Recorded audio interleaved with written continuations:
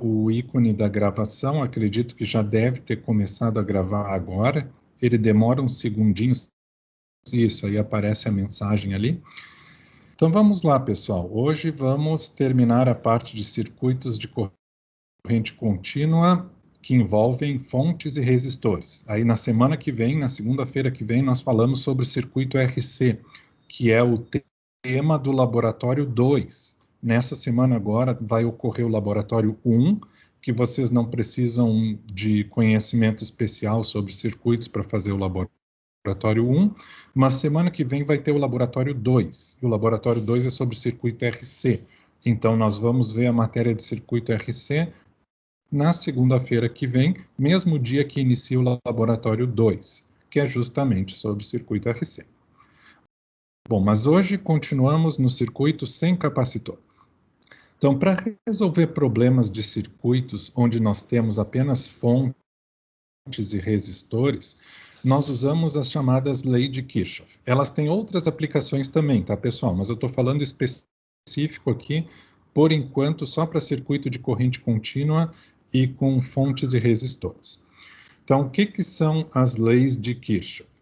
Nos circuitos, assim como na vida, nem tudo é uma combinação simples, né? As coisas podem ser bastante complexas. Então, não dá para dizer que é uma simples combinação de série em paralelo.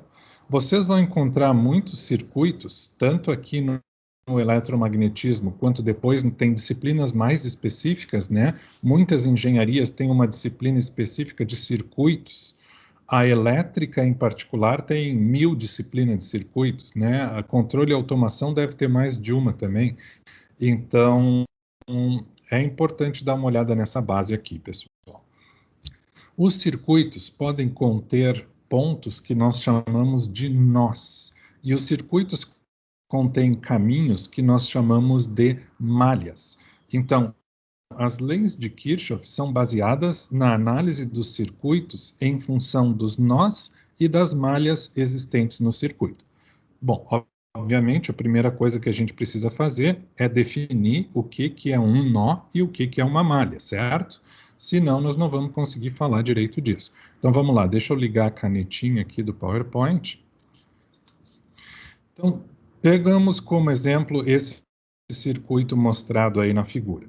Tá? Tem duas fontes, uma fonte de FEM ε1, outra fonte de FEM ε2 e tem um resistor, este resistor R.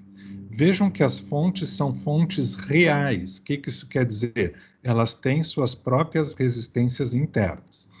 Então, nesse circuito, nós podemos identificar pontos que são chamados de nós. O que são os nós? Está indicado aqui, o ponto A é um nó. O ponto B também é um nó. O ponto C e o ponto D não são um nó. Então, qual é a diferença entre os pontos que estão marcados como nó e os pontos que não estão marcados como nó? O nó é sempre onde pode acontecer uma divisão ou uma junção de correntes. Um nó é caracterizado por um ponto onde se encontram 3 ou mais fios. Por exemplo, pega o ponto A ali, tem um fio que vai para a direita, tem um fio que vai para a esquerda e tem um fio que vai para baixo. Então, são 3 fios. Sempre que a gente tem 3 ou mais fios chegando num ponto, isso quer dizer que aquele ponto é um nó do circuito. Se vocês observarem o ponto C e o ponto D, só tem 2 fios, certo? Aqui no ponto D tem um vertical e um horizontal. Lá no ponto C a mesma coisa. Então, um nó, ele é como uma bifurcação. Ele é um ponto onde a corrente pode se juntar com outra ou se dividir. Por exemplo, tá? Digamos que a fonte 1 aqui seja a fonte de maior FEM.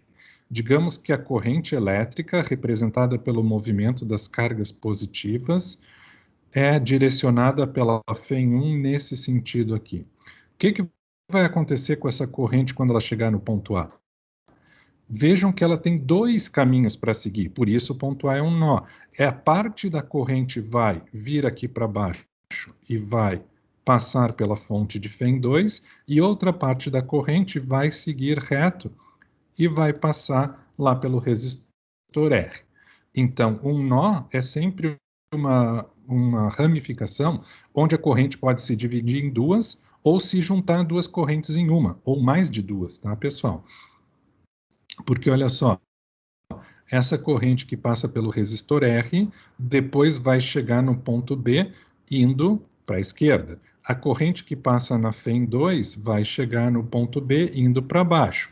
Essas duas correntes se juntam e voltam a formar a mesma corrente que tinha lá em cima antes de chegar no ponto A. Então, os nós são pontos onde se encontram 3 ou mais fios, são pontos onde a corrente pode se dividir ou se combinar com outras correntes vindo de outros lugares. Tá? Então, esses são os nós. E o que são as malhas? Uma malha é qualquer caminho fechado dentro do circuito. Então, vejam que esse circuito mostrado aí, ele tem 3 malhas. O que seria a malha 1? Seria o caminho onde uma carga sai do ponto C, atravessa a fonte 1, dobra aqui para a direita, passa reto no ponto A, desce pelo resistor R, dobra para a esquerda e volta para o ponto C. Ela fez um caminho fechado, de C até A, até D, até B, até C de novo. Então, isso é uma malha. Mas existem outros caminhos fechados nesse circuito. Por exemplo, uma carga poderia sair do ponto C e quando chegar no ponto A, ao invés de ir reto, ela pode descer até o ponto B e voltar para o ponto C. Então, isso seria o que o desenho chamou de malha 2. Uma carga fazendo este percurso fechado, que seria o quadrado menor da esquerda, aqui nesse circuito. E ainda tem outro caminho fechado, que seria o caminho saindo do ponto B, indo para o ponto A, fazendo a volta aqui para o ponto D e voltando para o B. Isso seria a malha 3. Então, qualquer caminho fechado que a gente encontre no circuito é caracterizado como uma malha. As malhas são os caminhos fechados, os nós são os pontos de divisão ou junção de corrente. Tendo esse conhecimento, nós podemos usar a lei dos nós, elaborada por Kirchhoff, e a lei das malhas, elaborada pelo Kirchhoff também. E é o que a gente vai fazer para resolver problemas de circuito, tá? O que está sendo representado nesse circuito aqui? Esse circuito representa uma fonte de FEM ε1 carregando uma bateria de FEM ε2. Vejam que para isso ser verdade, ε2 tem que ser menor que ε1. E também fornecendo corrente para uma lâmpada de resistência R. É isso que o circuito ali está representando. Bom, o circuito pode ser um pouquinho mais complexo, tá, pessoal? Tipo esse circuito aí. Esse aqui é um que nós vamos resolver nos exemplos hoje, tá? Olha, não vou poluir o desenho com meus garranchos vermelhos, tá? Dá uma olhadinha ali para o circuito. Vejam bem, nesse circuito tem 4 malhas diferentes, tá? As malhas estão indicadas pelas linhas azuis. Uma malha seria, sai do ponto E, vai para o F, vai para o A, desce para o C, desce para o D e volta para o ponto E. É o que está marcado como malha 1, é esse caminho fechado mais externo. Eu também posso ter a malha 2, a malha 3 e a malha 4 marcado aqui. Nesse circuito, que pontos configuram um nó? Lembrem que o nó é sempre o ponto onde tem 3 ou mais fiozinhos conectados.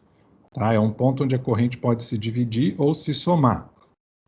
Então, o ponto A é um nó porque tem 1, 2, 3 fios. O ponto B também é um nó, porque tem 1, 2, 3. O ponto C também é um nó e o ponto D também é um nó. Os pontos E e F não são nós. Esse tipo de circuito aí, pessoal, é chamado de circuito tipo ponte. Para que é usado um circuito desse tipo? Ele é usado em instrumentos de medida. Por exemplo, esse tipo de circuito é usado quando a gente quer medir a resistência de um resistor. Digamos que a gente quer descobrir a resistência RM de um resistor desconhecido. A gente coloca o resistor nessa parte do circuito e aí tem uma maneira da gente calcular a resistência dele em função da corrente que a gente mede no circuito. Recapitulando, o que é um nó? Um ponto do circuito onde ocorre a união de 3 ou mais fios. O que é uma malha? Qualquer caminho condutor fechado no circuito. Para analisar circuitos, como os dois que foram mostrados, um nesse slide, outro no slide anterior, a gente usa as leis de Kirchhoff, em homenagem ao Gustav Robert Kirchhoff, que foi o primeiro que colocou elas desta forma no papel. O que diz a lei dos nós de Kirchhoff? A lei dos nós de Kirchhoff diz o seguinte: a soma algébrica, o que eu quero dizer com soma algébrica? A soma considerando os sinais, tá, pessoal? A soma algébrica das correntes que entram em um nó é igual à soma algébrica das correntes que saem do mesmo nó. Lei das malhas de Kirchhoff. A soma algébrica de todas as diferenças de potencial através de uma malha fechada é igual a zero. A malha é sempre um caminho fechado, tá? Então, malha fechada é pleonasmo. A soma algébrica de todas as diferenças de potencial através de uma malha é igual a zero. Essas aí são as leis de Kirchhoff. Usando elas, nós podemos resolver problemas de circuitos. Então, vejam que uma tem a ver com a soma das correntes que entram e saem de um nó, e outra tem a ver com a soma das diferenças de potencial através de uma malha. Por isso que a gente tinha que saber o que era nó e o que era malha. Aí vai chegar o Gauss e vai dizer, isso aí é só a conservação da carga e a conservação da energia disfarçada. E o Gauss está certo, é verdade. A lei dos nós de Kirchhoff nada mais é do que a lei de conservação da carga, certo? O que é a corrente? A corrente é carga que está passando por unidade de tempo. Então, se a carga se conserva, a soma das correntes entrando e saindo tem que ser igual. O potencial tem a ver com o quê? Com energia potencial. Então, se o potencial se conserva, a energia potencial se conserva e vice-versa. Mas é mais interessante trabalhar com essas coisas como lei de Kirchhoff do que como conservação da carga e conservação de energia. No fundo é exatamente a mesma coisa, tá, pessoal? Mas nós vamos usar o nome de leis de Kirchhoff. Uma coisa muito importante, que dá muito erro, é muito fácil errar sinais nos problemas de circuitos, tá, pessoal? Então, bastante atenção para essa convenção de sinais aqui, tem que seguir essa convenção para não dar erro de sinal no cálculo. Basta errar um sinal no cálculo para achar tudo errado no problema. Então, vamos lá. Para aplicar a lei das malhas, nós temos que escolher um sentido, pode ser horário ou anti-horário, para percorrer aquela malha.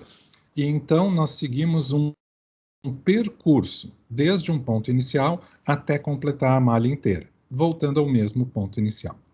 Então vejam bem, quando eu vou trabalhar com uma malha, eu escolho um percurso e faço ele no sentido que eu quiser. Pode ser no sentido horário ou anti-horário. Eu escolho. Não tem lei fundamental que diga que tem que ser horário ou anti-horário, tá? Então, tanto faz o sentido que vocês escolherem, desde que vocês sejam coerentes. E aí, nós precisamos, ao fazer esse percurso, nós precisamos colocar os valores das diferenças de potencial. E nós temos que saber quais são positivas e quais são negativas. E a regrinha é a seguinte. Ó, o percurso não precisa ser percorrido no sentido real de fluxo da corrente, tá? Então, se eu não sei exatamente qual é o sentido de fluxo da corrente naquela malha, não tem problema. Porque mesmo se eu colocar o meu sentido de percurso ao contrário do sentido da corrente real, eu ainda acho o valor certo. A única diferença é que eu vou achar um valor negativo ao invés do positivo, e o valor negativo vai estar me dizendo que o sentido real da corrente é o contrário do que eu fiz o meu percurso. Então vejam bem aqui, pessoal, tem regrinhas para fontes e para resistores, tá? Do lado esquerdo aqui estão as regrinhas para as fontes. Do lado direito estão as regrinhas para os resistores. Então, como é que são as regras? Tá, regras para a fonte. A fonte entra com sinal mais especificamente, tá? A FEM de fonte entra com sinal mais na conta se nós estamos percorrendo a fonte do negativo para o positivo. Então, deixa eu tentar fazer um exemplo aqui. Vamos fazer um exemplo bem simples, tá, pessoal? Eu tenho uma fonte e um resistor. É o exemplo The Books on the Table para esse caso aqui. Então, eu tenho uma fonte e um resistor. A lei das malhas diz que eu tenho que escolher um sentido para percorrer essa malha. Vejam que esse circuito aí só tem uma malha, né? Só tem um caminho fechado. Então, digamos assim, eu quero percorrer esse circuito no sentido horário. Então, eu vou percorrer o circuito no sentido mostrado por essa coisinha azul aqui. Então, o que eu tenho que fazer? Eu tenho que somar todas as diferenças de potencial ao longo do meu percurso. Então, a primeira coisa, como é que é o meu percurso? Ó, o meu percurso, estou colocando as setinhas aqui, é no sentido horário. Então, como é que o meu percurso atravessa a fonte? O meu percurso atravessa a fonte do negativo para o positivo. Bom, se meu sentido é do negativo para o positivo, então eu devo considerar a FEM da fonte como positiva. Então, a minha equação das malhas para esse caso vai ser mais a FEM da fonte. Digamos que a FEM tem fonte...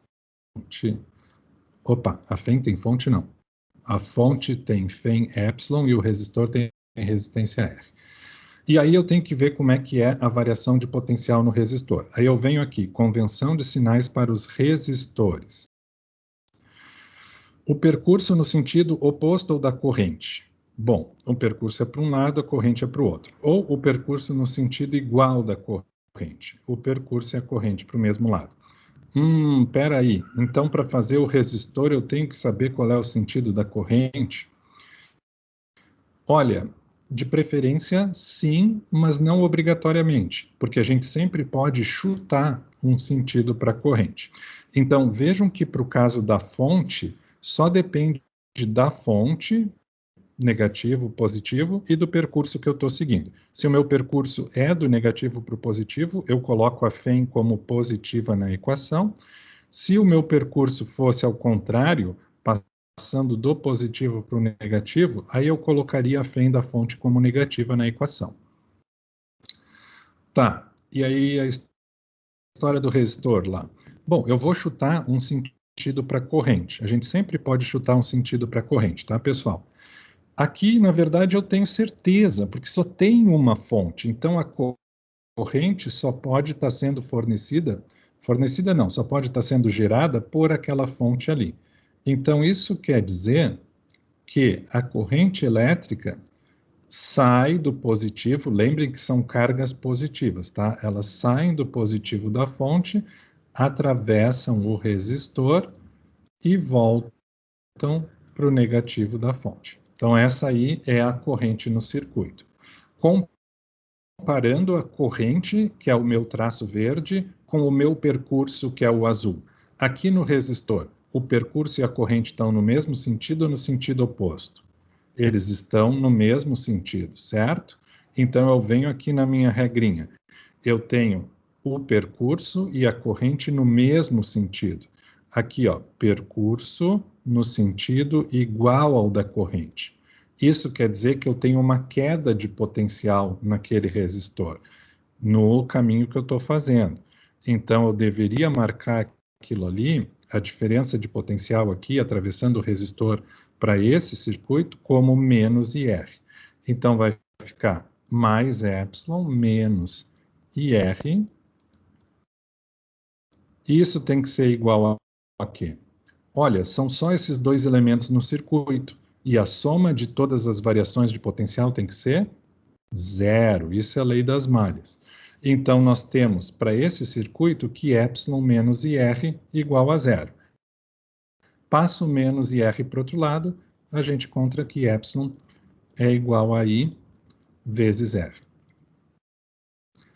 Vejam bem, pessoal, e se eu tivesse errado o sentido da corrente aqui?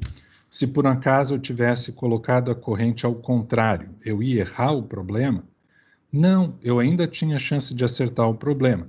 Olha só, se por acaso eu tivesse dito que a corrente faz isso aqui, a linha roxa agora, tá?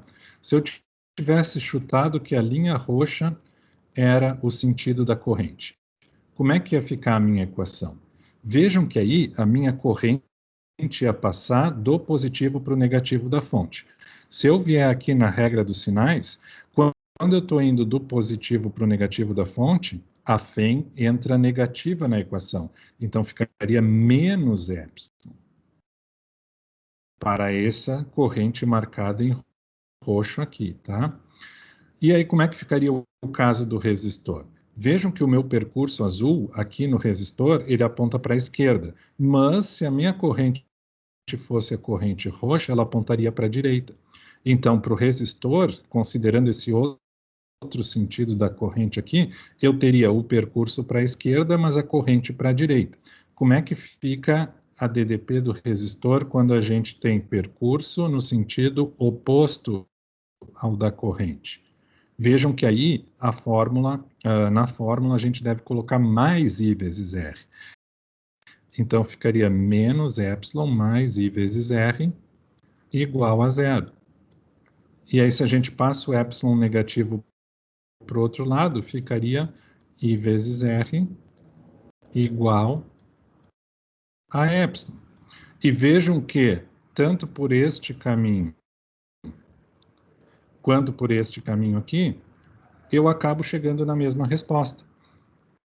Então, desde que a gente mantenha as coisas coerentes, pessoal, desde que a gente obedeça essa convenção de sinais aqui, tanto para fontes quanto para resistores, nós podemos chegar na resposta certa mesmo sem ter certeza do sentido que a corrente está circulando. E mais uma coisa, eu poderia ter feito o percurso ao contrário também, tá? O percurso não precisava ser necessariamente horário. Eu escolhi porque me deu na telha. Poderia ter sido anti-horário e eu acharia a resposta certa também. O importante é manter um sentido para toda a malha e fazer essa convenção de sinais que está mostrada ali embaixo. Vamos treinar isso nos próximos slides. Então vamos lá, vamos treinar essa parte. Um circuito com uma única malha. Se tem uma malha só, não tem nós, certo? Vejam que todos os fios só se conectam com no máximo 2 fios em cada ponto. Então, não tem nó, não tem lei dos nós. O circuito da figura abaixo contém 2 resistores, um de 3 ohm, que está mostrado aqui do lado esquerdo, outro de 7 ohms, que está aqui do lado direito, e 2 baterias, cada uma delas com uma FEM e uma resistência interna. Então vejam aqui, a FEM da bateria de cima é 12 volts, a FEM da bateria de baixo é 4 volts. O que poderia ser representado por esse circuito aqui? Esse circuito, pessoal, poderia estar representando a ligação de 2 baterias de 2 carros, uma bateria meio descarregada e a outra bateria totalmente carregada. Quem nunca teve que fazer essa ligação aqui é feliz, tá, pessoal? Porque costumava dar problema de bateria e eu já tive que fazer isso, tá? Porque meu carro estava com a bateria meio estourada e eu tive que pedir para um amigo fazer essa ligação para mim. Então, basicamente, o que a gente tem nessa situação real? 2 fontes, que são as baterias, e as resistências dos cabos que ligam as baterias. Então, vamos lá. Qual é a corrente nesse circuito? Qual é a diferença de potencial entre os pontos A e B? Ou seja, entre esse ponto aqui e aquele ponto lá. E qual é a potência de cada fonte? Então, nós temos que resolver isso aqui. Vamos resolver pela lei das malhas. O exercício resolveu fazer o seguinte, ele resolveu botar este percurso que vocês estão vendo desenhado aqui. Ou seja, ele resolveu percorrer o circuito no sentido anti-horário. Ele fez isso de propósito, tá, pessoal? Porque aí o meu percurso fecha com o sentido possível da corrente. Porque, vejam bem, essa fonte é de maior FEM do que aquela fonte. Se alguém vai mandar na corrente aqui, é a fonte de maior FEM. Então, o que vai acontecer? As cargas positivas saem do positivo da FEM mais potente e vão atravessar a fonte de baixo ao contrário. Por isso que a gente diz que a fonte de baixo está sendo recarregada. Muito bem. Então, o sentido da corrente é esse mostrado aqui e o sentido do percurso é esse. Nós só temos uma malha. Vamos aplicar a lei das malhas. Então, a FEM do fonte do topo é 12 volts, maior que a FEM da base, a corrente flui pela malha no sentido anti-horário. Como é que ficaria a lei das malhas aqui? Vamos percorrer a malha no sentido anti-horário, que nem está o percurso aqui, partindo do ponto A e voltando para ele. Então, partimos do ponto A e vamos no sentido da corrente. Então, a primeira coisa que a gente vai fazer vai ser atravessar a fonte de baixo e vejam que o nosso percurso atravessa a fonte do positivo para o negativo. Volta lá nas regrinhas. Aqui. Quando eu atravesso a fonte de positivo para negativo, na lei das malhas, a FEM da fonte tem que entrar negativa. Então, o meu primeiro termo aqui para a lei das malhas... Calma aí, Leandro, já botou tudo aqui? Não, vamos fazer um por um, para. Meu primeiro termo para a lei das malhas, quando atravessa aqui, vai ser menos... digamos que essa aqui é a fonte 2, tá, pessoal? Epsilon 2. E aqui nós temos um resistor. Nós estamos atravessando o resistor no mesmo sentido do percurso. Menos, é um resistor, não, é resistência interna, né? E vezes a resistência interna daquele 2 ali. Aí nós subimos para cá. Aqui nós temos o quê? A corrente atravessando, o percurso seguindo o resistor no mesmo sentido da corrente.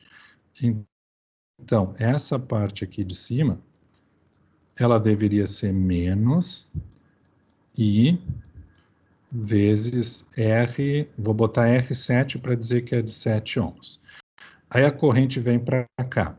Ela atravessa essa fonte aqui no sentido do negativo para o positivo. Então, vai ser mais epsilon, só que depois ela atravessa o resistor, a resistência interna da bateria, com o percurso e a corrente no mesmo sentido. Então, menos I vezes a resistência, vamos chamar essa aqui de fonte 1. Então, seria epsilon 1 e IR1, I vezes R1. E, por fim, a corrente passa no resistor 3, e o meu percurso acompanha o mesmo sentido da corrente. Então, teria aqui uma diferença de potencial, menos I vezes a resistência do resistor 3. Então, o que eu fiz? Partindo do ponto A, eu analisei todas as variações de potencial ao longo do caminho fechado. A soma de todas essas variações que vocês estão vendo aqui deve ser igual a zero. Esse é o princípio da lei das malhas. A soma de todas as variações de potencial ao longo do caminho fechado tem que ser igual a zero. Então, eu escrevi com valores um pouquinho diferentes ali no problema, tá, pessoal? Se eu não me engano, até eu fiz ao contrário aqui, tá? Deixa eu arrumar uma coisa, tá? Para não dar confusão na cabeça de quem está fazendo o slide, tá? Na verdade, eu chamei a fonte de baixo de fonte 1, então é menos epsilon 1 menos I vezes R 1, e eu chamei a fonte de cima de 2, então lá em cima é epsilon 2 menos IR 2. Pronto, agora a nomenclatura das setinhas vermelhas está condizente com a nomenclatura aqui do slide. Então vejam que, na verdade, só tem um lugar onde o potencial aumenta, que é quando as cargas atravessam a fonte de cima, que é quem está fazendo toda a coisa funcionar. Em todos os outros casos, a gente tem uma queda de potencial. Quedas de potencial ao atravessar os resistores e queda de potencial ao recarregar a bateria de baixo. Então, mas é a mesma corrente em todos os termos aqui, pessoal. Então, o que que nós temos que fazer? Pegar essa equação igualar a zero, pegar todos os termos que têm corrente e passar eles para o outro lado. Aí eles ficam positivos, tá? Vejam que aqui no slide eu já taquei os valores direto. Eu estava sem paciência, hein? Mas olha só, aqui 4 ohms é o 4 que aparece aqui, 4 volts é o 4 que aparece aqui, 7 ohms é o 7 que aparece aqui, 12 volts é o 12 que aparece aqui, 2 ohms é o 2 que aparece aqui e 3 ohms é o 3 que aparece lá.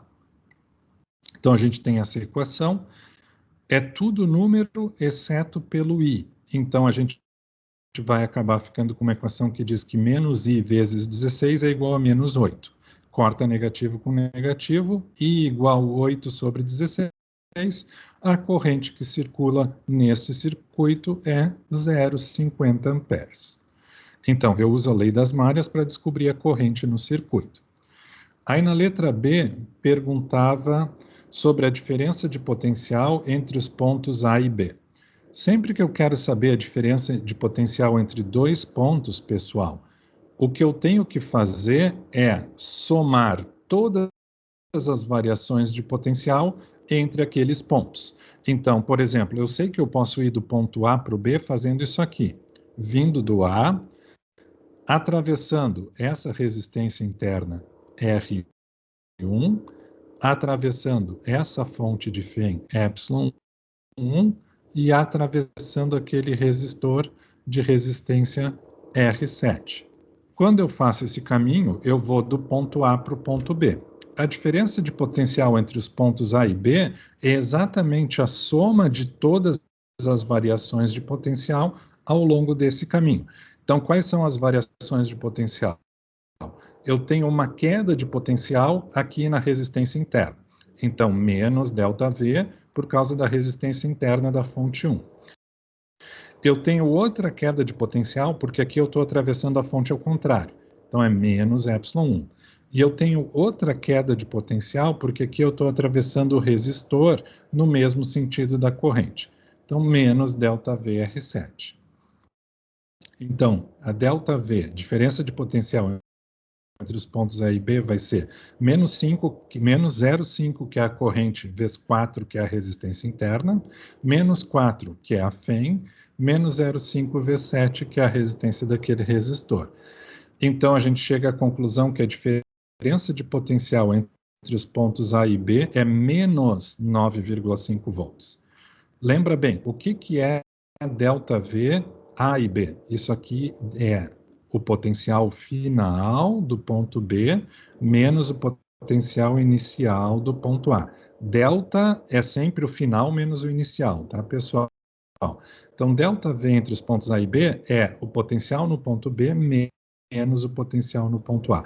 Por que que deu negativo? Deu negativo porque o potencial no ponto B é menor que o potencial no ponto A, certo? Do ponto A para o ponto B, nós vimos que tem várias quedas de potencial. Então, o potencial no ponto B é menor. Então, a diferença VB menos VA tinha que dar negativa mesmo. Será que eu poderia ter calculado isso fazendo o percurso ao contrário e indo do ponto A, passando pelo resistor aqui, detalhe, passando pelo resistor contra a corrente, passando pela resistência interna e passando pela fonte 1, só que contra o sentido da fonte 1, também é um caminho que vai do A até o B, certo? E a resposta é sim, eu também poderia ter calculado por esse caminho azul escuro marcado aqui de cima, desde que eu lembre que o sentido aqui seria ao contrário do sentido que eu considerei no caminho vermelho, tá, pessoal? Usando as mesmas regras. Quer ver? Aqui eu passaria pelo resistor contra a corrente. Aí ficaria um termo mais I vezes a resistência, que é 3. Aqui, de novo, eu passaria pela resistência interna contra a corrente. Então, ficaria um termo mais I vezes a resistência interna, que é 2. Porém, aqui eu atravessaria atravessaria a fonte 1 ao contrário. Eu atravessaria do positivo para o negativo. E aí ficaria menos 12. Olha só, a corrente é 0,5, né? Então, corrente vezes 2. 0,5 vezes 2 é 1. 12 menos 1, 11. 0,5 vezes 3, 1,5. 1,5 positivo menos o 11 que sobrou lá de cima dá menos 9,5. Ia dar a mesma diferença de potencial. Então, quando vocês querem a diferença de potencial entre dois pontos, não interessa o caminho que vocês vão seguir, desde que vocês façam corretamente a soma de todas as variações de potencial entre um ponto e outro. Para fazer essa soma, é importante saber aquela regrinha dos sinais que eu falei para vocês antes. Tá, e em termos de potência, como é que fica a coisa aqui? Bom, vamos ver a potência para fonte de 12 volts, tá? Para uma fonte real, a gente considera a potência fornecida como Φ da fonte vezes a corrente, menos corrente ao quadrado vezes a resistência interna. Então, seria Φ da fonte 12 vezes 0,5, que é a corrente, menos 0,5 ao quadrado vezes 2. Então, a potência fornecida pela fonte de cima é 5,5 watts. E para a fonte de baixo? Para a fonte de baixo, nós temos potência absorvida. Como é que eu sei isso? Eu sei porque a corrente passa na fonte ao contrário. Então, eu vou ter que a potência absorvida pela fonte de baixo é a Φ da fonte de baixo vezes a corrente, mais a corrente ao quadrado vezes a resistência. Vejam bem, no caso do fornecimento, a resistência atrapalha o fornecimento, por isso tem um menos aqui. No caso de potência absorvida, a resistência absorve potência justamente porque ela gera calor. Aí tem um mais aqui, tá, pessoal? Então é muito importante diferenciar a fonte que está fornecendo da fonte que está absorvendo. Muda o sinal aqui na equação. Então, fica 4 vezes 0,5 mais 0,5 ao quadrado vezes 4, porque tanto a Φ quanto a resistência são 4 aqui. E aí, a potência absorvida ou consumida na fonte de baixo é 3 watts. Pergunta: se a fonte de cima fornece 5,5 watts e a fonte de baixo absorve 3 watts, o que aconteceu com os outros 2,5 watts? Deve ser exatamente igual à potência dissipada nos outros dois resistores. Tá? Fica para vocês fazerem um teste. Será que 2,5 watts é igual à soma da potência dissipada no resistor de 3 ohms com a potência dissipada no resistor de 7 ohms? Lembrem que a potência dissipada em um resistor é dada por a corrente que passa no resistor ao quadrado vezes a sua resistência. Façam o teste, faz corrente ao quadrado vezes 7 mais corrente ao quadrado vezes 3 e soma os dois para ver se vai dar os 2,5, que são justamente a diferença entre o que a fonte de cima forneceu e a fonte de baixo absorveu. Bom, pessoal, vamos fazer um segundo exemplo aqui, que é o circuito tipo ponte, ou ponte de Wheatstone. O circuito da figura abaixo contém 5 resistores, 1, 2, 3, 4, 5, e uma bateria, ligados nessa configuração que a gente chama de ponte. Sendo assim, calcule 1. A corrente que circula em cada resistor. Ah, como assim a corrente em cada resistor? Não é a mesma corrente em todos? Não, só é a mesma corrente em todos quando o circuito é de uma malha. Esse circuito aqui, nós já vimos que tem 4 malhas. Isso quer dizer que não é a mesma corrente em cada resistor. Calcule a resistência equivalente do circuito. Isso aqui é série? Ou será que isso aqui é paralelo? Bom, vamos falar disso. Calcule a diferença de potencial entre os pontos A e B. Esse aqui é o ponto A, esse aqui é o ponto B. Qual é a diferença de potencial entre esses pontos? Nós Podemos pegar qualquer caminho entre eles e ver a variação do potencial naquele caminho. Finalmente, confira se os resultados estão corretos, verificando se a potência total fornecida ao circuito é igual à potência total dissipada pelo circuito. Várias coisas para a gente fazer, né, pessoal?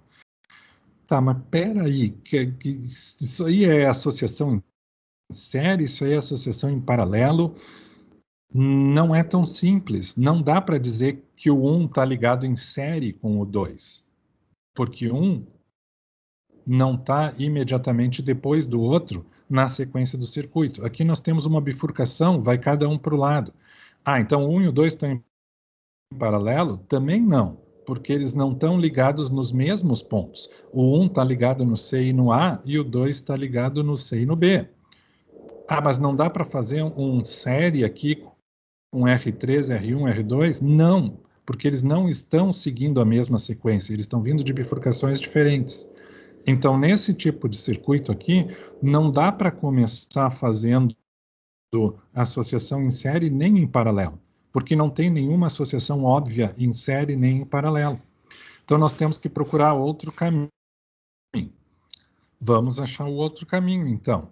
Vejam que a primeira coisa que o exercício pede, na verdade, é a corrente que circula. Então, antes de tentar fazer série em paralelo, já que aqui a coisa é confusa, vamos ver a corrente. Só tem uma fonte. Então, a corrente sai do polo positivo da fonte e vai percorrer o circuito. Até o ponto C, tudo tranquilo. Aí chega no ponto C. O que acontece? A corrente pode descer pelo resistor 1 ou pelo resistor 2. E vejam bem, pessoal, uma regrinha empírica, tá? Sempre vai ter mais corrente passando pelo caminho de menor resistência. E vai ter menos corrente passando pelo caminho de maior resistência. Mas, enfim, a corrente vai se dividir. Eu vou chamar de I1 a parte da corrente total que vai para o resistor 1. E eu vou chamar de I2 a parte da corrente total que vai para o resistor 2. Aí, o I1 vai chegar no ponto A. O que vai acontecer? De novo, tem uma bifurcação. Então, eu vou considerar assim. Uma parte de I1 vai descer para o resistor I4. Outra parte de I1 vai ir para o resistor I3. E lá do outro lado, uma parte de I2 vai descer para o resistor I5. Ah, e uma parte de I2 vem aqui para o resistor 3 também? Não. Porque, olha só, nós nunca podemos ter um ramo do circuito onde duas correntes batem de frente, tá? Não existe isso de corrente bater de frente. Se eu disse que nesse ramo do circuito a corrente é para cá, eu não posso de maneira nenhuma ter outra corrente vindo para cá no mesmo ramo, tá? Só pode ter uma corrente em um sentido em cada ramo. Então, se eu disse que o I1 se divide em I3 e I4, é porque aqui no ponto B o que tem que acontecer é o I3 se junta com o I2 para fazer o I5. Não pode o I2 se dividir jogando corrente contra o I3, tá? Aí alguém pode perguntar, mas como é que tu sabe que o I1 se divide em I3 e I4? Quem disse que não pode ser o contrário? Quem disse que não pode ser o I2 que se divide em I3 para a esquerda e eu não sei. Isso é um chute inicial, que nem eu falei para vocês. A gente nem sempre sabe exatamente o sentido da corrente. Eu estou fazendo um chute que é coerente. Eu estou fazendo um chute onde não tem nenhuma corrente batendo de frente contra a outra. Mas eu não sei se I3 realmente é naquele sentido. Tá, mas aí tu não vai errar? Não, aí é que está a beleza da coisa. Eu ainda posso acertar mesmo sem saber e mesmo que eu esteja considerando o sentido errado. E o que acontece aqui no ponto D? I5 junta com I4 e como volta para o mesmo ramo da fonte, essa soma de I4 com I5 deve dar a corrente total de novo, que vai então percorrer a fonte, certo? Então, esse é o meu chute para o sentido da corrente no circuito. Desde que eu não faça nenhuma coisa proibida, como botar duas correntes batendo de frente, o meu chute está valendo. Então, vamos aplicar a lei dos nós. Olha só, o que acontece aqui no ponto C? I total se divide em I1 e I2. Então, no primeiro nó, eu tenho I total é igual a I1 mais I2. O que acontece no ponto A? I1 se divide em I3 e I4. Então, I1 é igual a I3 mais I4. O que acontece no ponto B? I3 e I2 se juntam e sai I5. Então, I3 mais I2 igual a I5. E o que acontece no ponto D? I5 e I4 se juntam e sai I total. Então, I5 mais I4 igual a I total. Essas são as equações que eu estou botando aqui, tá, pessoal? Então, o I total, que é o I que é fornecido, ou que passa, desculpa, que é fornecido não. O I que passa pelo ramo da fonte, que é o I total, eu estou chamando só de I, tá? I1 é a corrente no resistor 1, I2 é a corrente no resistor 2, I3 no resistor 3, I4 no resistor 4 e 5 no resistor 5. Então vejam que aqui eu tenho várias relações que vão me ajudar a resolver o problema. Tá? Com esses valores eu estou mostrando as correntes aqui, tá? Vejam que eu posso representar a minha corrente I4 como I1 menos I3, tá certo? I4 é igual a I1 menos I3. O que eu ganho fazendo isso? É uma variável a menos, entende? E aqui o I5 é I2 mais I3, então eu posso escrever I2 mais I3. Aí, ao invés de eu ter 5 variáveis, I1, I2, I3, I4 e 5, eu reduzo o problema a 3 variáveis, porque as correntes 4 e 5 dependem das correntes 1, 2, 3. Então, essa é a utilidade da lei dos nós. Então, se eu encontrar I1, I2 e I3, é suficiente, porque a partir delas eu calculo I4 e I5. Ora, eu preciso encontrar 3 correntes, né? Matemática fundamental. Se eu tenho 3 incógnitas, eu preciso de 3 equações para resolver o problema. Isso quer dizer que eu vou ter que usar 3 malhas diferentes para ter 3 equações relacionando as incógnitas I1, I2 e I3. Ah, mas não poderia fazer direto com a lei dos nós? Não, porque na lei dos nós nós não temos 3 equações diferentes relacionando essas 3 incógnitas. Então, eu preciso da lei das malhas também. Então, vamos lá. Malha 1. O que seria a malha 1? Olha aqui no desenho, ó. Sai da fonte, passa no resistor 1 a favor de I1, passa no resistor 4 a favor de I4, que nada é do que I1 menos I3, e volta para a fonte. Então, fica a fenda da fonte positiva, menos a queda de potencial ao atravessar o resistor 1, menos a queda de potencial ao atravessar o resistor 4. Isso deve ser igual a 0. Então, eu posso escrever assim, Fem menos a corrente do resistor 1 vezes a resistência dele, menos a corrente no resistor 4 vezes a resistência dele, igual a 0. Se eu colocar alguns valores aqui, eu sei que a Fem é 13, eu sei que R1 é 1 ohm, e eu sei que a corrente 4, na verdade, é a corrente 1 menos a corrente 3. A resistência 4 é 1 ohm também. Então, vejam que aqui eu vou ter uma relação entre a corrente 1 e a corrente 3. Eu vou chegar à conclusão que 13 é igual 2 vezes a corrente 1 menos a corrente 3. Ótimo, já achei uma equação. Se eu tiver mais 3 equações das malhas com aquelas equações dos nós, deve ser suficiente. Vamos pegar a malha 2. Qual é a malha 2? Dá uma olhada aqui, ó. A malha 2 é a malha externa, bem de fora lá.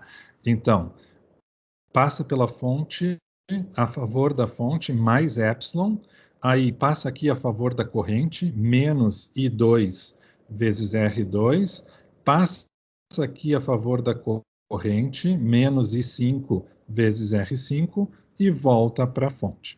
Então, para a segunda malha, nós temos Fem da fonte como positiva, menos queda de tensão no resistor 2, menos queda de tensão no resistor 5. Isso tem que ser igual a 0. Então, vai ser FEM menos corrente que atravessa o 2 vezes a resistência do 2 menos corrente que atravessa o 5 vezes a resistência do 5. Vamos substituir alguns valores. A FEM vale 13, R2 vale 1 ohm, e nós sabemos que a corrente 5, na verdade, é a soma das correntes 2 e 3, vezes a resistência 5. Vejam que a resistência 5 é 2 ohms, tá? Então, nós vamos ter 13 é igual a 3 vezes I2 mais 2 vezes I3. Ó, já temos duas equações, mais uma eu já devo estar pronto. Então, vamos pegar outra malha, a malha 3. Qual é a malha 3? Volta ali no slide. A malha 3 é esse triângulo de cima aqui, ó. Vejam que o sentido que eu estou percorrendo é o sentido indicado aqui no desenho, tá, pessoal? Estou seguindo esse desenho. Então, eu vou atravessar o resistor 1 no mesmo sentido da corrente, eu vou atravessar o resistor 3 no mesmo sentido da corrente, mas o resistor 2 eu vou atravessar contra a corrente. Isso é importante por causa dos sinais. Tá, mas aí tu pegou uma malha sem a fonte.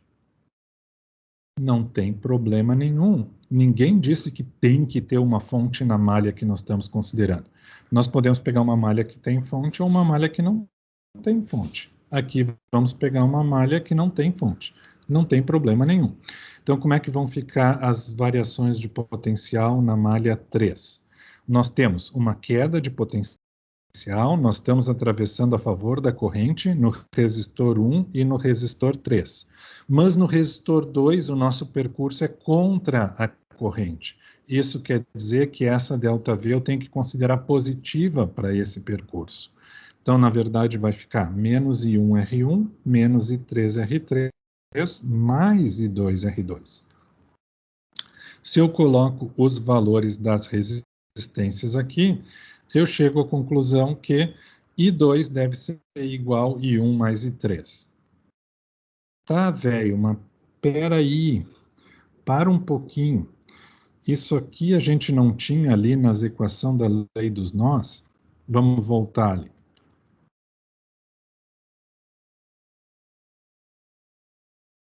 Não, nós não tínhamos essa equação explícita aqui. Vejam que nós temos I1 mais I2 igual a I total, mas nós não temos a soma que é dada aqui embaixo de que I1 mais I3 é igual a I2.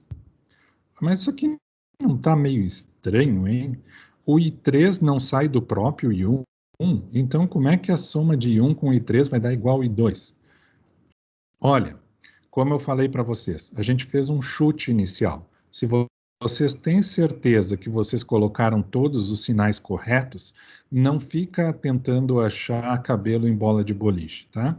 Vai fazendo a conta, vai com fé, tenha certeza que colocou os sinais certos e segue adiante. Essa vai ser minha relação número 3.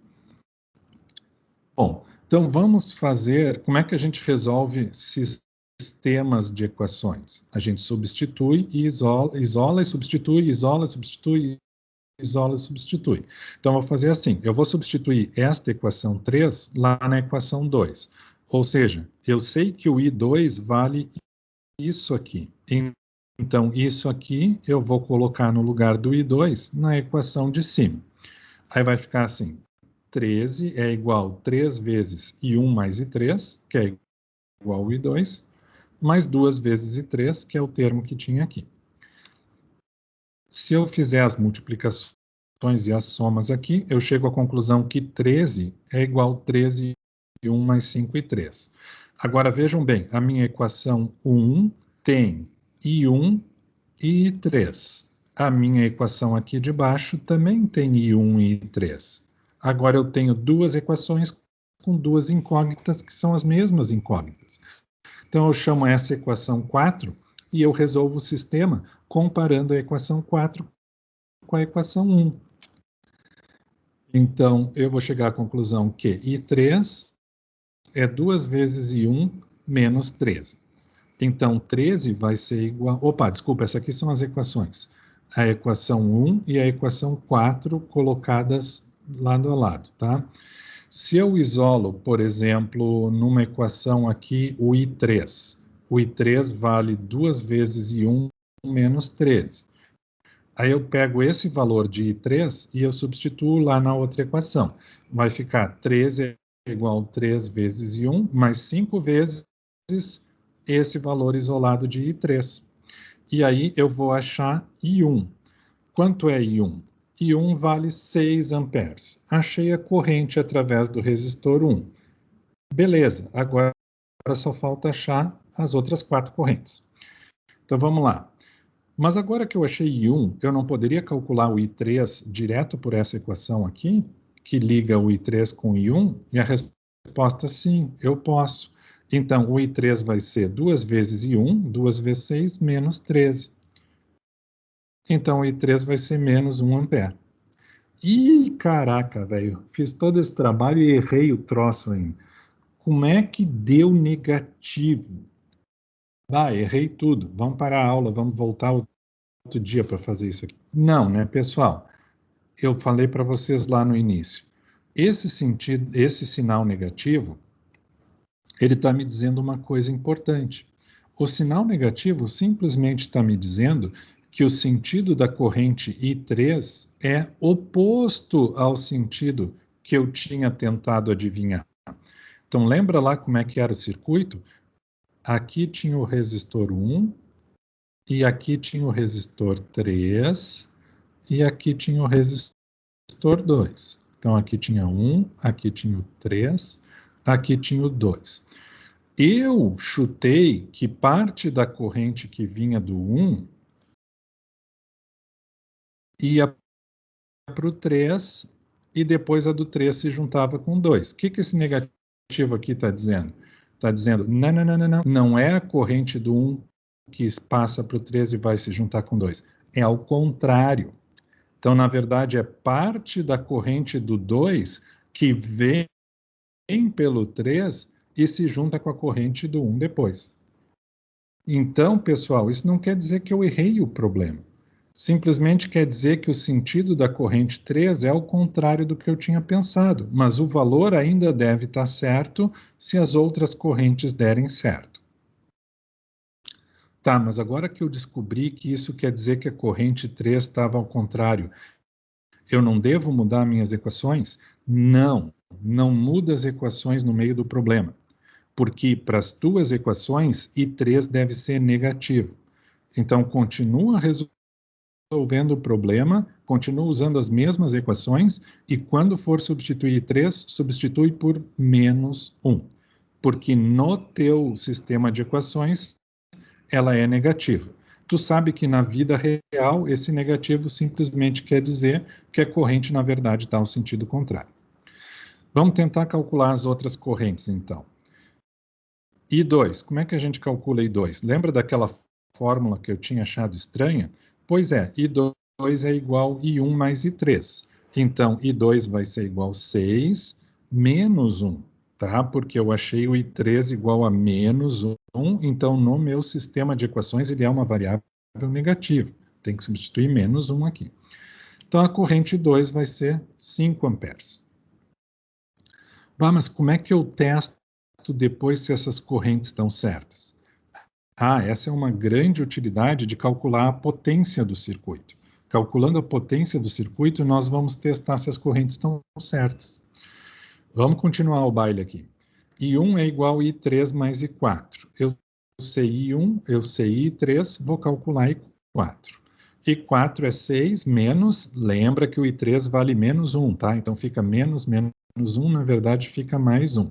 I4 igual a 7 amperes. E o I5 é I2 mais I3, então é 5 mais menos 1, o I5 vale 4 amperes. Então, eu respondi a primeira pergunta. Quais são as correntes em cada um dos resistores? Então, aí nos retângulos vermelhos, né? I1 é 6 ampere, I3 é 1 ampere, e é no sentido oposto ao que eu desenhei, I2 é 5 ampere, I4 é 7 ampere, e I5 é 4 amperes. Vamos verificar se isso fecha. Olha, pela lei dos nós, eu deveria ter a I total igual a I1 mais I2, certo? Então, pela lei dos nós, I total vai ser 11 amperes. Só que pela lei dos nós, também tem que ser verdade que I4 mais I5 é igual a I1. Se eu somar aquele 4 com I5 lá também dá 11 amperes, também dá 11 amperes. Ó, esse é um sinal de que tem grande chance de estar certo isso aqui. A verificação final vai ser quando a gente calcular a potência. Muito bem, isso aí era a letra A. Ache as correntes em todos os resistores e de quebra já achamos a corrente total também, que é a corrente que passa pela fonte. Na letra B, pede para determinar a resistência equivalente do circuito. Neste problema, eu não tenho como fazer associação em série em paralelo. Se eu não tenho como fazer associação, como é que eu posso determinar a resistência equivalente? Olha bem, eu tenho uma fonte, certo? E a fonte liga em 2 pontos. O que é determinar a resistência equivalente? É determinar qual deveria ser a resistência de um resistor só entre esses 2 pontos que dê o mesmo efeito daquela combinação de 5 resistores. Eu posso fazer isso pelas regras de associação em série em paralelo, quando dá, e quando não dá, eu posso fazer o seguinte: quanto é a resistência do resistor que substitui todos os outros? Ela é chamada de resistência equivalente. Olha, o resistor equivalente à fonte formam um circuito simples. O que é verdade nesse circuito simples? A corrente desse circuito simples, qual corrente eu vou usar aqui? I1, I2, I3, I4, I5? Não, eu vou usar a corrente que passa pela fonte, que é essa corrente aqui, é igual a FEM, fornecida pela fonte, dividida pela resistência do resistor equivalente. Então, basicamente, eu posso calcular o resistor ligado aqui nos pontos C e D, a resistência equivalente dele como epsilon sobre I. Então, a resistência equivalente é a FEM da fonte, porque os pontos C e D são os pontos que estão com potencial da fonte, dividido pela corrente que passa pela fonte, que é 11 amperes. Então, a resistência equivalente é 1,2 ohms. Então, é uma maneira de determinar a resistência equivalente sem necessariamente fazer aquelas associações, já que aqui não dá para fazer as associações. Na letra C, qual é a diferença de potencial entre os pontos A e B? Bom, ela pode ser calculada por qualquer caminho entre esses 2 pontos. O que é mais simples aqui para mim? Ora, mais simples é pegar o caminho direto de A para B, né? Ó, tá vendo esse I3 aqui? Eu considerei assim, mas eu sei que na vida real, para esses valores de resistência aqui, ele é ao contrário. É isso que o negativo estava me dizendo. O menor caminho entre A e B é o caminho que passa pelo resistor de 1 ohm aqui do meio, certo? Então, a diferença de potencial entre os pontos A e B deve ser justamente a variação de potencial ao passar por esse resistor. Eu também posso fazer como a diferença de potencial somando os potenciais desse caminho aqui de cima ou somando os potenciais desse caminho aqui de baixo, tá? 3 maneiras de achar a resposta. Eu vou fazer assim. A ΔV entre os pontos A e B é justamente a diferença de potencial nos terminais do resistor aqui do meio. Como é que é a resistência? A resistência do resistor do meio é a diferença de potencial nos terminais, que é o ΔVAB que eu quero, sobre a corrente que passa por ele. Então, eu vou ter que a diferença de potencial vai ser 1 vezes menos 1. Lembra que nós determinamos I3 como negativa, então ela continua como negativa aqui. E a diferença de potencial entre os pontos A e B é menos 1 volt. Tá? O que esse menos está indicando aqui? Indica que o potencial no ponto A é menor que o potencial no ponto B.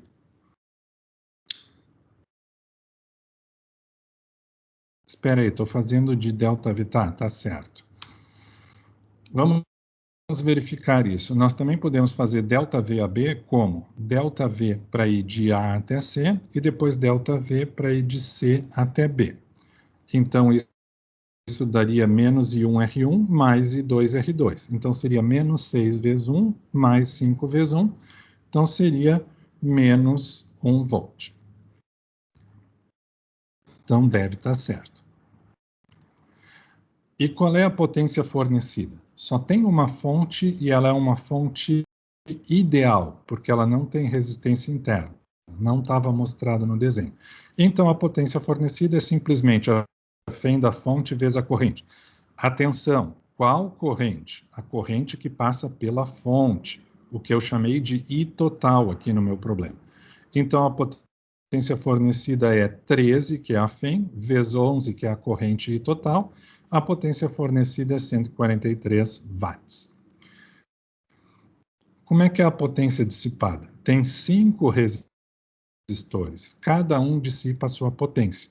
Então, a potência dissipada é corrente do resistor 1 ao quadrado vezes a resistência do 1, mais corrente que passa no resistor 2 ao quadrado vezes resistência do 2, mais a mesma coisa para o 3, mais a mesma coisa para o 4, mais a mesma coisa para o 5. Nós temos os valores de todas essas correntes e nós temos os valores de todas as resistências. Então, é uma questão de substituir os valores na equação e fazer a soma. Se vocês substituírem os valores e fizerem a soma, vocês vão ver que fecha bem direitinho, 143 watts. Ora, a potência total fornecida fechou exatamente com a potência total dissipada. Isso é o que tem que acontecer, tá, pessoal? Porque energia não se cria nem se destrói. Então, a energia potencial que foi fornecida, depois foi transformada em calor ou luz lá nos resistores. Então, se esses dois números fecharam, deram iguais, é um sinal de que as correntes devem estar certas. Tá, mas aí vem um argentino me dizer que eu sou um burrão, porque eu já tinha a resistência equivalente. O que ele quer dizer com isso? Bom, aqui eu fiz uma soma de 5 termos, né? Mas será que eu precisava fazer essa soma de 5 termos para calcular a potência dissipada? Eu não sei que eu posso representar os 5 resistores como se fossem um resistor só que tenha resistência equivalente? Então, será que eu não poderia simplesmente ter calculado a potência dissipada pela resistência equivalente e ela seria exatamente a mesma potência dissipada, ou a soma das potências dissipadas por cada um dos resistores? Vamos tentar. Então, a potência dissipada seria a corrente total, já que no resistor equivalente passa a corrente total, ao quadrado, vezes a resistência equivalente. Aí daria 11 ao quadrado vezes 1,2, daria 145,2 watts. E olha lá, ó, argentino burro, ó, me disse para fazer isso aí, deu 145,2. Como é que vai dissipar 145 watts se só foi fornecido 143 watts? Não pode estar certo isso, né?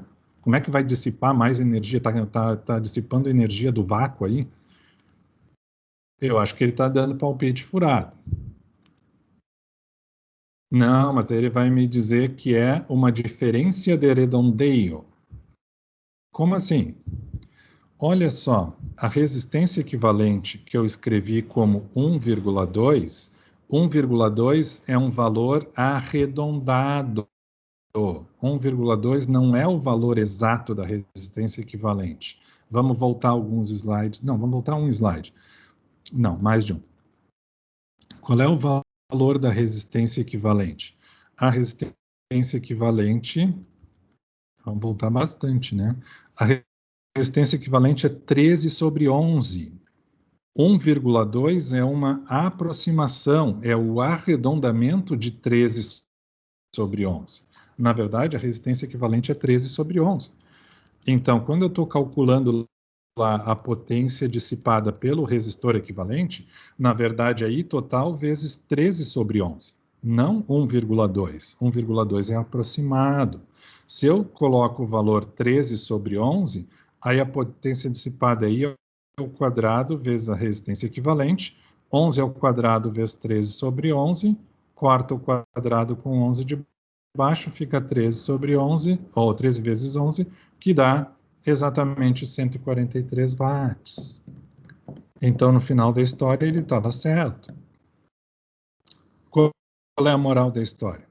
A moral da história é cuidado, pessoal. Quando vocês chegarem no final do exercício e vocês calcularem as potências, não se desesperem se tiver uma pequena variação, tá?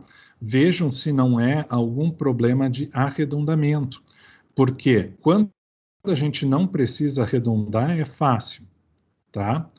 Aqui, 13 vezes 11, não tem nada para arredondar, dá 143, bonitinho. Aqui nesses números também não tem nada arredondado, então deu 143 bonitinho também.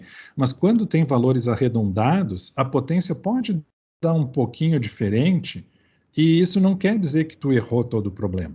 Isso só quer dizer que tem uma diferença de aproximação, uma diferença de arredondamento, tá? Então sempre fiquem atentos, não se desesperem se no final as potências fornecida e dissipada não der exatamente o mesmo número com 5 casas decimais, porque pode ser que seja só uma diferença de arredondamento.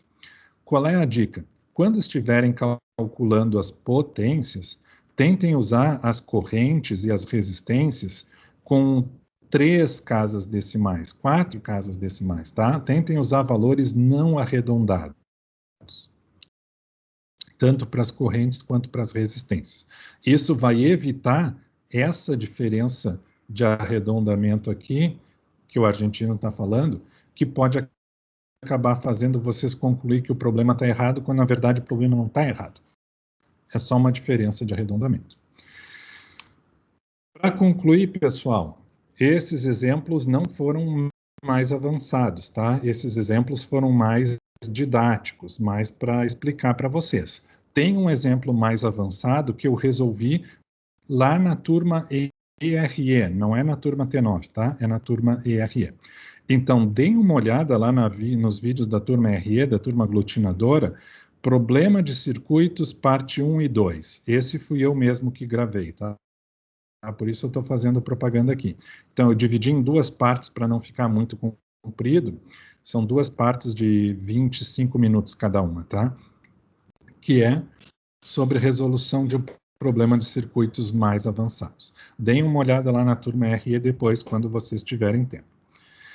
Com isso, pessoal, finalmente terminamos a matéria que seria da semana passada ainda, a matéria de circuitos de corrente contínua. Então, agora nós podemos dar uma folga, né? Quarta-feira não tem aula síncrona. Sexta-feira, a aula síncrona é só sobre dúvidas e andamento da matéria. E a gente só volta com matéria na segunda-feira que vem, na segunda-feira, dia 22, porque aí nós vamos falar de outro tipo de circuito, que é o circuito RC. Eu estou deixando ele para a semana que vem, porque justamente semana que vem é a semana que vocês vão fazer o experimento RC. Então, a gente junta a teoria e o experimento na mesma semana, ok? Então, era isso, pessoal. Obrigado por virem. Se vocês tiverem alguma dúvida, podem perguntar. Se vocês não têm dúvida, vamos adiante.